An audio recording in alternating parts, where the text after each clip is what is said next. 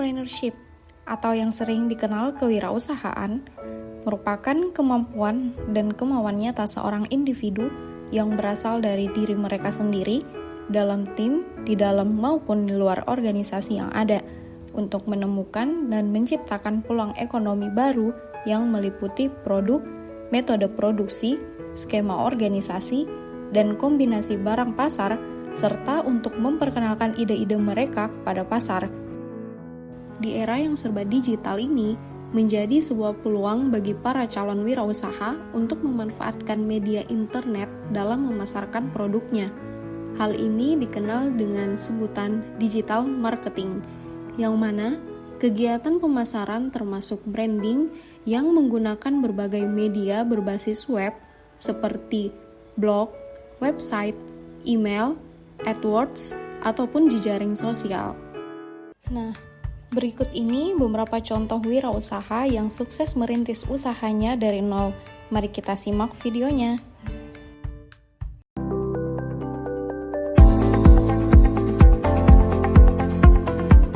Sekecil atau seremeh apapun produk teman-teman, jangan pernah menyerah, terus maju. Karena pada dasarnya produk teman-teman itu dibutuhkan, hanya belum tahu di mana customer-nya.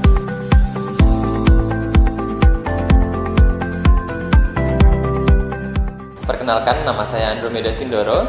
Saya adalah pemilik dari Sweet Sundae Es Krim yang memiliki anak perusahaan Ademui Gelato. Saya tinggal di Yogyakarta dan saya memulai usaha ini dari tahun 2008.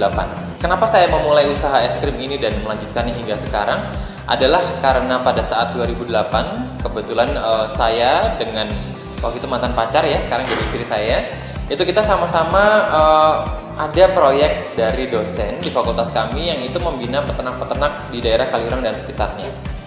Nah, di sana itu ternyata kita menemukan fakta-fakta bahwa susu-susu peternak ini dibeli dengan harga yang terlalu murah dan itu tidak sesuai dengan hitungan. Nah, dari situ kemudian kita melakukan pembinaan terhadap beberapa kelompok ternak ini yang tadinya mereka dari 2 liter susu atau 3 liter susu dicampur air atau dicampur santan kemudian baru dijual. Jadi itu yang membuat susu mereka menjadi rendah kualitasnya. Oh, ternyata itu yang membuat mereka juga dibeli dengan harga murah oleh banyak pembeli ya, baik itu pembeli besar maupun pembeli kecil. Untuk itu kita bina supaya mereka produksi dengan jujur, dengan baik, dan juga kandangnya harus bersih agar angka kumannya juga rendah gitu. Sampai proyek dosen ini sudah selesai, ternyata kok masih dibeli dengan harga murah gitu. Padahal susunya sudah lebih bagus kualitasnya. Nah, dari situ kita muncullah ide bahwa oke deh, kita harus beli susu dari peternak dengan harga yang lebih baik lagi dibandingkan harga yang sekarang. Dan waktu itu kami beli dengan harga cukup baik, agak di atas bahkan 2 kali lipatnya. Nah, kemudian kita berpikir kan, pada saat kita beli dengan harga yang lebih mahal, kita tidak bisa jual susu ini dari beli susu kemudian kita jual susu juga karena harganya akan terlalu jomplang. Untuk itu kita punya ide untuk mengolah susu ini menjadi olahan lainnya. Dan kita dapatkan adalah membuat es krim pada saat itu karena memang pemain es krim belum banyak. Ada beberapa kondisi yang mungkin teman-teman juga sekarang yang sedang memulai wirausahanya atau mungkin sudah jalan setengah jalan itu mengalami kondisi-kondisi yang loh kok ini turun sekali, aku berada di kondisi paling bawah. Tetap bertahan teman-teman karena suatu saat akan ada cahaya terang di ujung sana. Bahan yang kami gunakan untuk hampir semua produk kami terutama gelato itu ada 3 syaratnya. Pertama harus 100% lokal, Indonesia, 100% natural, dan 100% halal.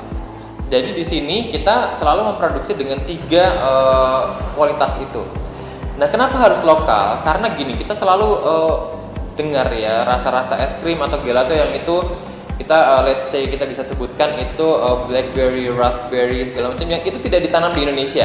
Sedangkan di Indonesia kita punya pohon asem seperti itu ya, kita punya serai, kita punya lemongrass itu kalau bahasa sini itu serai itu ya. Tapi kalau mungkin anak-anak kekinian tuh bilangnya lemongrass gitu. Nah, ini semua ada di lokal dan ini ada di sekitar kita. Dan bahan-bahan terbaik hanya bisa didapatkan pada saat itu didapatkan fresh. So itu yang kami gunakan. Jadi kami gunakan bahan-bahan lokal ini untuk membuat gelato yang kita bisa cerita di Indonesia ini ada rasa-rasa apa aja dan membuat bule-bule justru penasaran. Jadi kita bikin penasaran, sekarang nggak hanya orang lokal, tapi bule-bule penasaran.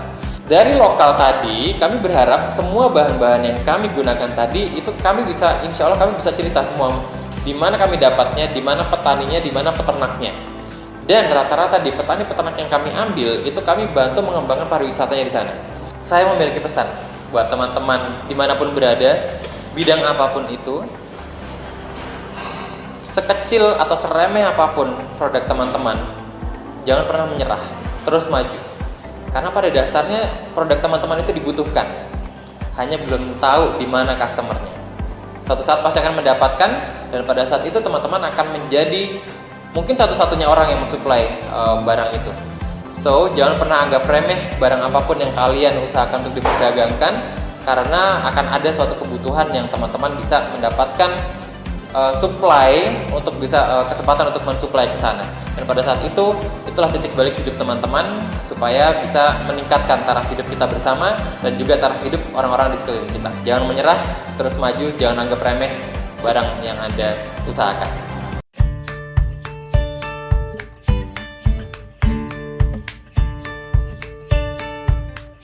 Selama kita masih hidup nggak mungkin masalah tuh nggak ada. Gimana cara motivasiinnya? Aku selalu pikir, wah Tuhan udah bawa aku ke sini, nggak mungkin Dia akan tinggalin aku sendiri gitu. Jadi setiap kegagalan yang aku terima, aku yakin di balik itu pasti Tuhan lagi rencanain sesuatu gitu. Dan aku sadar hidup aku tuh kan di tangan Tuhan ya. Jadi udah ada yang rancangin dengan baik, aku tinggal jalanin gitu.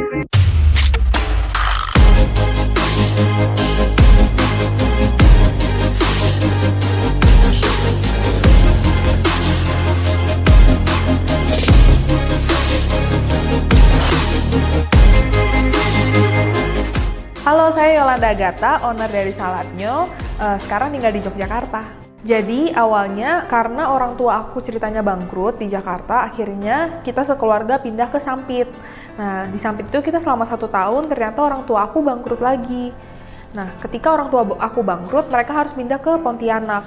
Sedangkan aku baru kelas 1 SMA. Nah, kalau misalkan aku ikut pindah ke Pontianak, kemungkinan besar aku bakal berhenti sekolah. Akhirnya aku mutusin buat aku tetap tinggal di Sampit aja, supaya aku tetap bisa sekolah. Nah, gimana caranya? Aku minta beasiswa tidak mampu dulu di sekolah aku. Nah, di waktu itu tahun 2018. Nah, di tahun 2018 itu aku cari ada nggak yang jual salad buah di Jogja gitu. Ternyata sebenarnya ada, cuman pertama mereka nggak ready stock, terus kayaknya rasanya tuh beda dari yang aku mau gitu.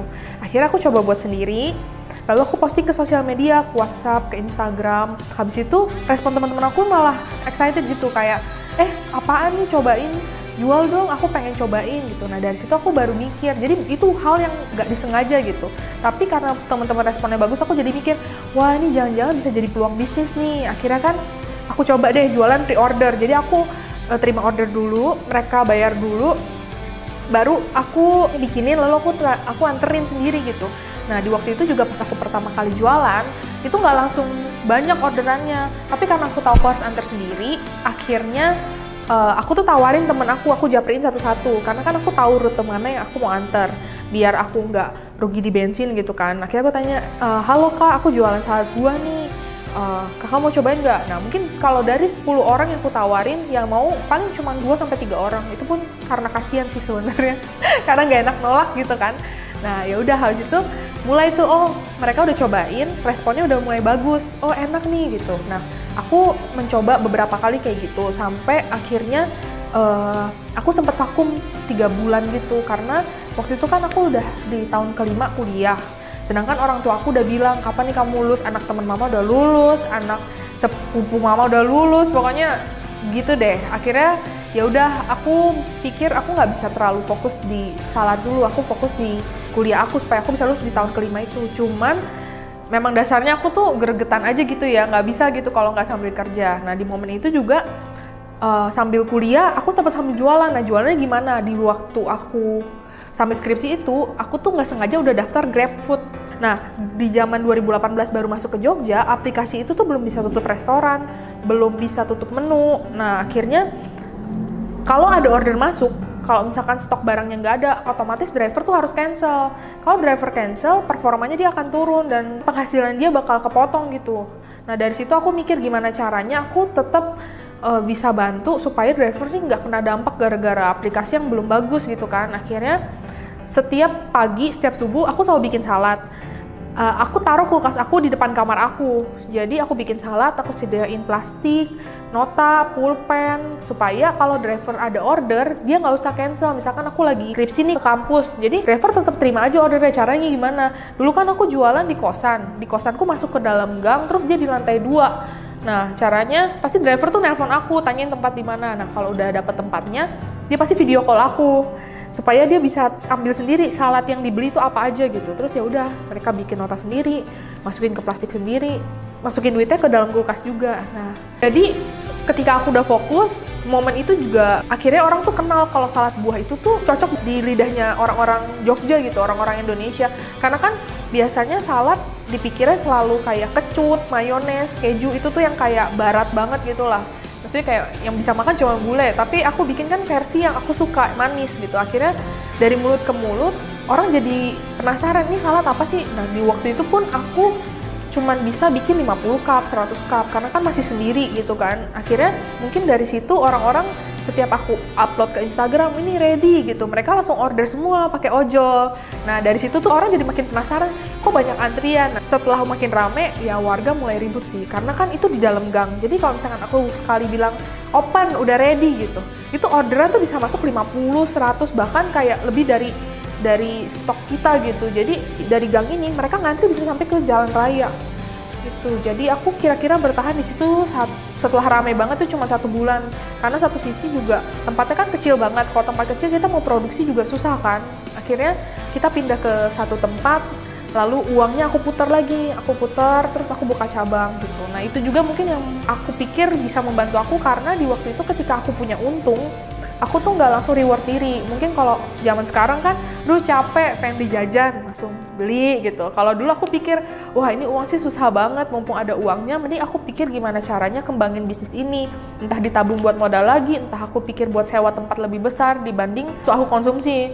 Karena di waktu itu juga misalnya contohnya HP aku rusak, layarnya retak gitu kan. Tapi aku gimana caranya HP ini aku nggak usah perbaikin dulu, padahal duitnya ada. Karena aku tahu ini kuncinya bisnis tuh di manajemen keuangan, sedangkan aku kan nggak punya modal besar, aku mulai dari modal 200.000 gitu.